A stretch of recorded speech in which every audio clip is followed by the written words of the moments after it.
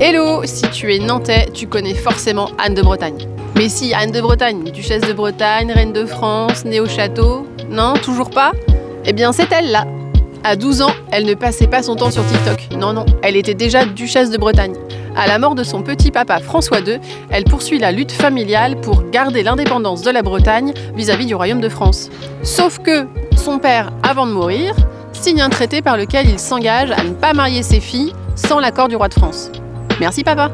Elle devient alors reine de France en 1491 et passe beaucoup moins de temps à Nantes. 10 ans plus tard, elle se remarie avec le nouveau roi de France, Louis XII, le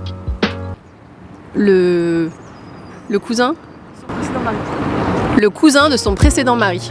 C'est carrément Dallas sa vie à Anne. Bah oui, parce que Charles VIII, son premier mari, est mort en se cognant la tête à un linteau de son château d'Amboise. Ballot quand même. Bref, même si Anne n'approuve absolument pas le principe d'unification, ces alliances sont une étape importante dans l'union de la Bretagne à la France.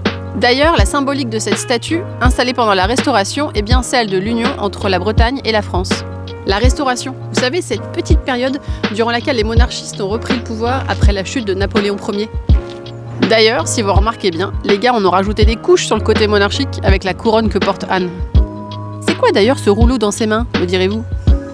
Eh bien, ce n'est autre que l'illustration de ces deux mariages avec des rois de France. Bon allez, je vous emmène voir la statue la plus connue de notre chère Anne.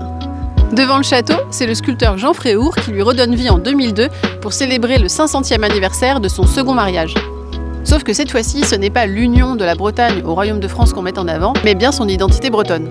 On le voit bien grâce à ses entrelacs celtiques situés sur l'encolure de sa robe. Son manteau est également orné de queues d'hermine et de broches en forme de triskel. Et cette fois-ci, elle n'a pas de couronne. À Nantes, on a donc Anne de Bretagne. D'un côté, magnifiée comme symbole de l'union entre la Bretagne et la France, et de l'autre, l'incarnation de la résistance à ce rattachement.